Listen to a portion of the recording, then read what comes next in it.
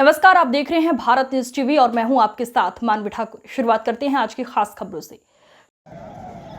धौलपुर में गुर्जर विधायक गौरव सम्मेलन में मध्य प्रदेश और राजस्थान से कई विधायक और कई मंत्रियों ने भाग लिया। यहां पर बड़ी संख्या में धौलपुर की जनता और धौलपुर की गुर्जर समाज पहुंचा और मंत्री और विधायकों का बड़ी गर्मजोशी से स्वागत किया। राजस्थान के गृह मंत्री और पशुपालन विभाग मंत्री जवाहर सिंह मैडम भी इस विधायक सम्मेलन में पहुंचे और मध्य प्रदेश से ईदल सिंह कंसाना मंत्री हैं, वो भी इस सम्मेलन में पहुंचे हैं और मध्य प्रदेश से विधायक साहब सिंह गुर्जर भी और दिनेश गुर्जर, कई विधायक मध्य प्रदेश से इस सम्मेलन में भाग लेने के लिए पहुंचे और राजस्थान से भी इस सम्मेलन में मंत्री पहुंचे हैं। यह धौलपुर के बाड़ी विधानसभा क्षेत्र के जसवंत सिंह गुर्जर विधायक के सानिध्य में यह प्रोग्राम किया गया। धौलपुर के गुर्जर समाज ने इस प्रोग्राम को किया, जिसमें गुर्जर विधायक गौरव नाम दिया गया, जिसका सम्मेलन का नाम।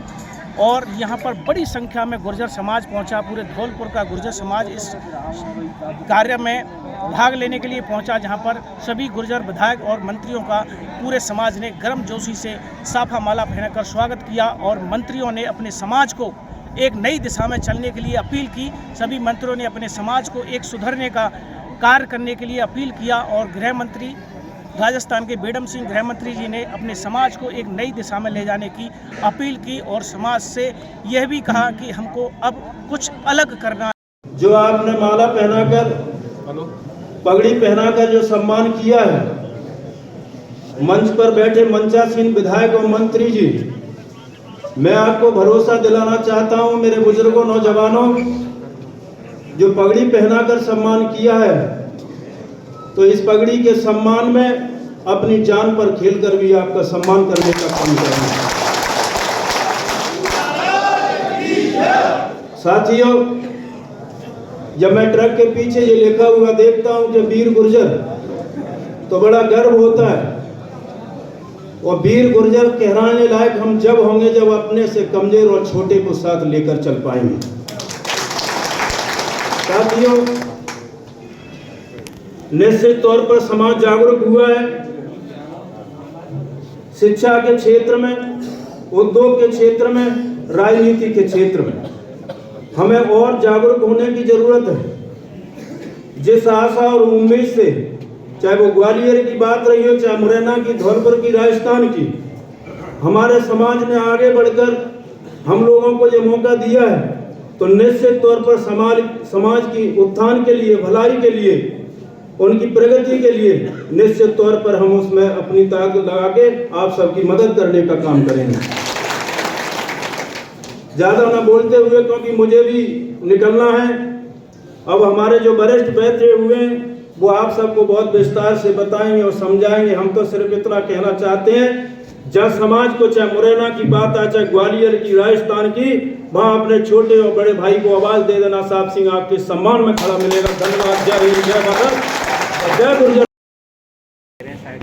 की ओर से और मध्य प्रदेश की ओर से मैं उनका आभार प्रकट करना चाहता हूं।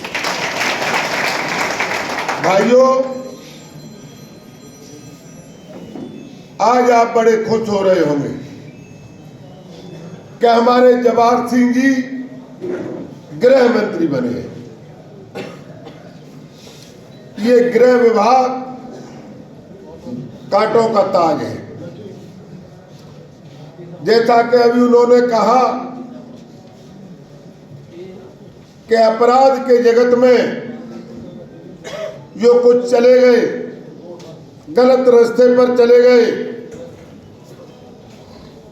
निश्चित तौर पर उन्होंने बिल्कुल ठीक कही। मैं भी इस मंच के माध्यम से उन लोगों से आग्रह करना चाहता हूं जो गलत रास्ते पर जाके हमारे समाज को बदनामी हो रही है। वैसे मुझे ये बात कहनी थी, लेकिन आदरणीय जवाहर सिंह जी ने सारी बात कह दी।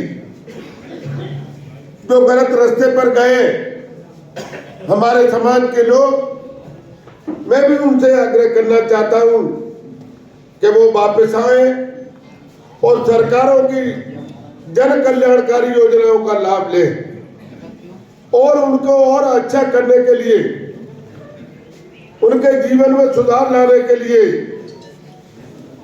हमारी जहां जरूरत पड़े, जवाहर सिंह जी की जहां जरूरत पड़े, हमारे जसवंत सिंह जी की जरूरत पड़े, हमारे सांसद जी की, हम लोग जो जनप्रतिनिधि हैं उनकी जरूरत पड़े, उनके सुधार में जो भी हो सकता है, चाहे हमारे पॉकेट से पैसे लग जाए, लेकिन मैं आग्रह करना चाहता हूं कि वो अपने सामान्य जीवन की तरफ मुड़े। ये बात मैं इसलिए कह रहा हूं, कि आज कोई राजस्थान में अपराध करेंगे, समाज के लोगों से कह रहा हूं, अपराध करेंगे तो बदनामी किसकी होगी? बदनामी आपकी तो होगी, बदनामी समाज की तो होगी, लेकिन आपके गृह मंत्री जी की बदनामी होगी। हम लोग राजनीतिक लोग हैं, हमारे ऊपर उंगलियां उठाएंगे लोग और लोग कहेंगे और बना लो गुजर को गृह मंत्री। इस गृह विभाग को सुचारू रूप चलाने के लिए जितनी जिम्मेवारी हमारे जवाहर सिंह जी की है, उतनी ही जवाबदारी राजस्थान के पूरे गुर्जर समाज की है। आप मेरी बात समझ रहे होंगे। अब और ऐसी कई बातें हैं,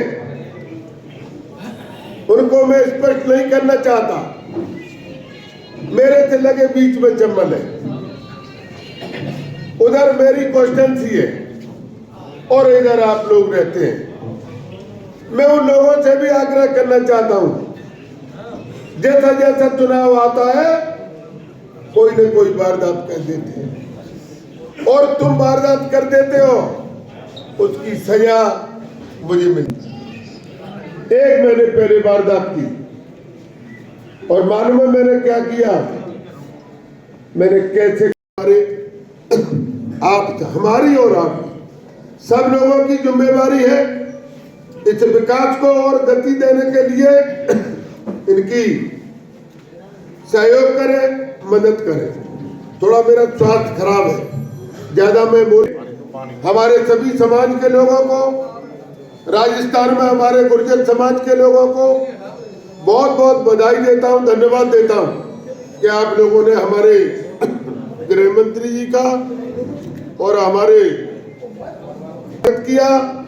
मैं अपनी ओर से और मध्य प्रदेश की सरकार की ओर से आपका हार्दिक अभिनंदन करता हूं, स्वागत करता हूं और आपको विश्वास दिलाता हूं कि हमारे राजस्थान के लोग, मेरे से सटे हमारे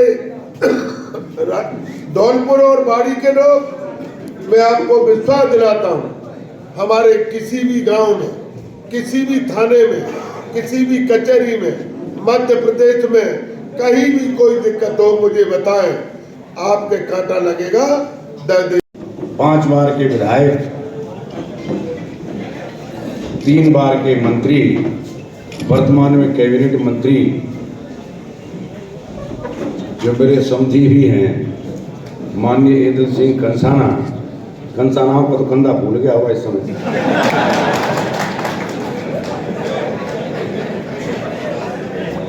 मेरे छोटे भाई और पंचायत के और सरपंच के चुनाव से लेके हमेशा समाज के लिए संघर्ष करने वाले भरतपुर जिले के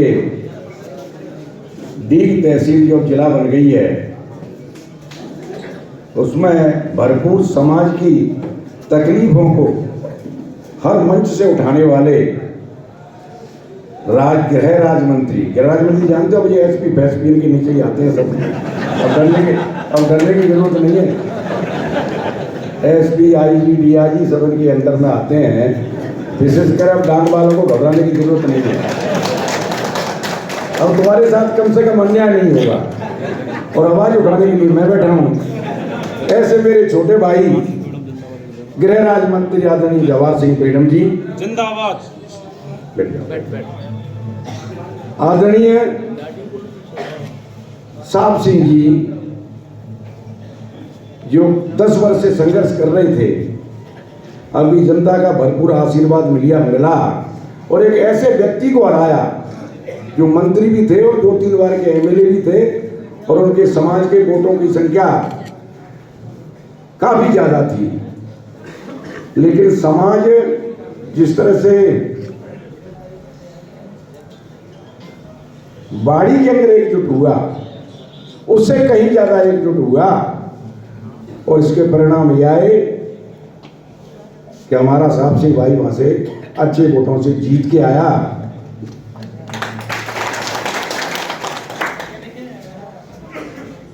मेरे छोटे भाई की तरह पद भले ही बड़ा है लेकिन छोटा भाई है मेरा।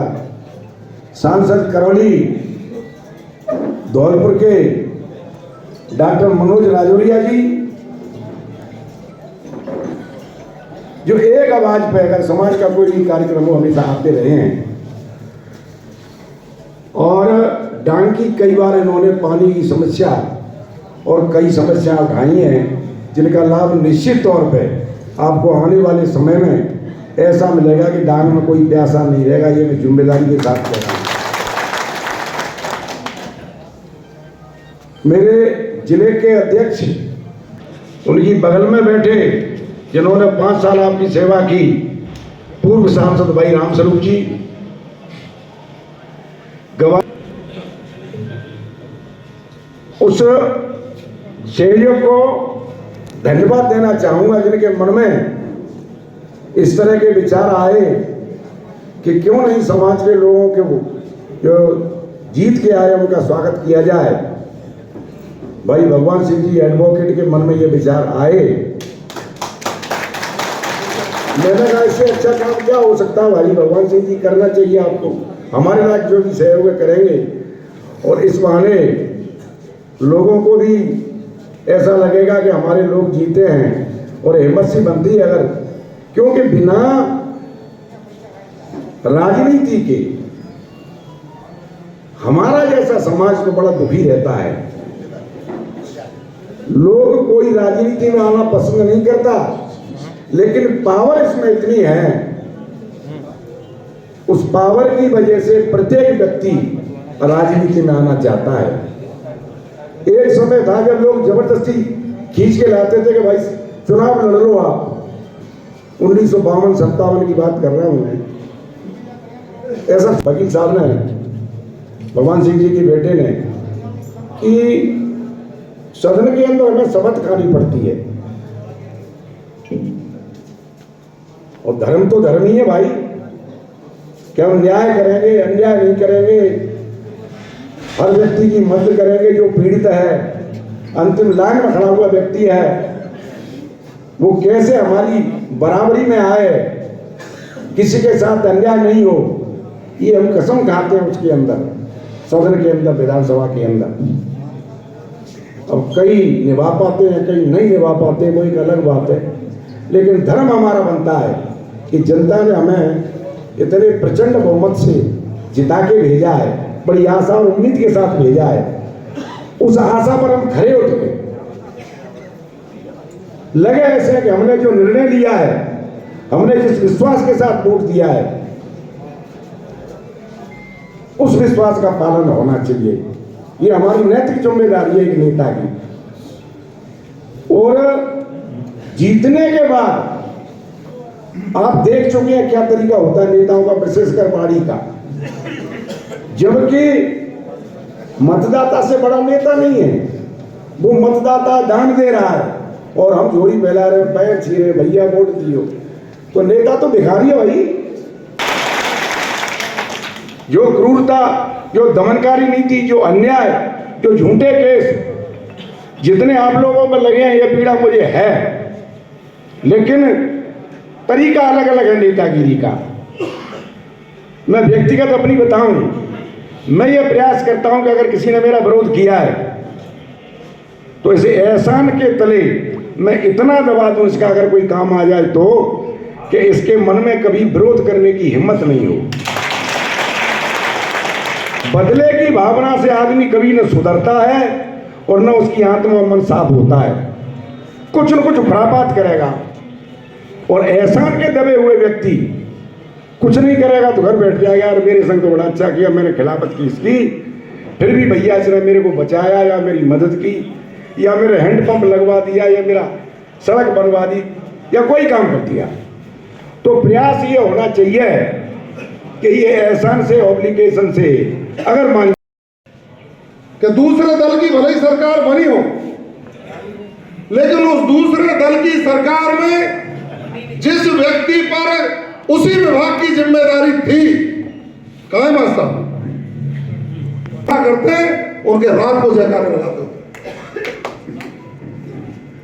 इनको मैंने कहा था कि जवाहर सिंह बेगम ने एक शुरुआत की और वो थोड़ी सी टेक्निकल कारणों से आचार संहिता लग गई थी। दल सिंह जी साहब बैठ जाओ, कोई आप तो नहीं, आपसे कहा था, मैंने कहा था। और मैंने कहा कि अब जवाहर सिंह बेगम तो नहीं है, लेकिन उसी विभाग का मंत्री जिसके तुम सोते जगते जयकारे लगाते हो, वो प्रदेश में बैठे हैं। आप 75 लाख रुपया सैंक्शन करा सकते हो, 5 आदमी जाओ, लेकिन ना तो कोई गया और ना उन्होंने सोचा। कोई छोड़ो, ये चीजें ऐसी नहीं, विवाद की नहीं है। मैं इसलिए कह रहा हूं कि हमको जागृत रहना चाहिए। अब 5 साल बाद फिर मौका आया है। एमपी साहब, आपकी और जनाध्यक्ष जी की दोनों की जिम्मेदारी है। जसवंत सिंह जी वहां के विधायक हैं। बाबू महाराज के जमीन अलॉटमेंट की फाइल तो कलेक्टर साहब के यहाँ पड़ी, आज मीटिंग लेंगे तो हम उनसे चर्चा करेंगे। लेकिन वो 75 लाख रुपया उस विभाग से मंजूर हो, इसके लिए आप भी लड़ाई लड़ेंगे, जवाहर बेगम भी लड़ेगा, तब जाकर के इस मीटिंग का सार्थक होगा। हम करेंगे कोशिश। इसलिए आप सब लोग सामाजिक जीवन में, क्योंकि लोकतंत्र में हम सब लोग पढ़ लिख कर सरकार की उन योजनाओं का लाभ नहीं उठाएंगे जो अंतिम छोर पर बैठे व्यक्ति को मजबूत करने के लिए भारत और राजस्थान की सरकार ने बनाई है। तब तक हम अपना संपूर्ण विकास नहीं कर पाएंगे, क्योंकि किसान है, सीमित संसाधन है, और सीमित संसाधन होने के कारण हम कई बार पिछड़ जाते हैं। इसलिए मुहिम चलाइए, गुर्जर महासभा के लोग हों, चाहे समाज के जिम्मेदार लोग हों, एजुकेशन की मुहिम चलाइए और एक ग्रुप बनाइए 10 लोगों का कि सरकार की योजनाओं से लाभान्वित करने के लिए वो ग्रुप गांव-गांव जाकर पात्र व्यक्तियों का चयन करेगा और उनको उन योजनाओं से जोड़ने का काम करेगा। सरकारी अधिकारी कर्मचारी कोई भी आनाकानी करे तो 94 14 37 70 75 जवाहर बेगम का नंबर लिख लेना।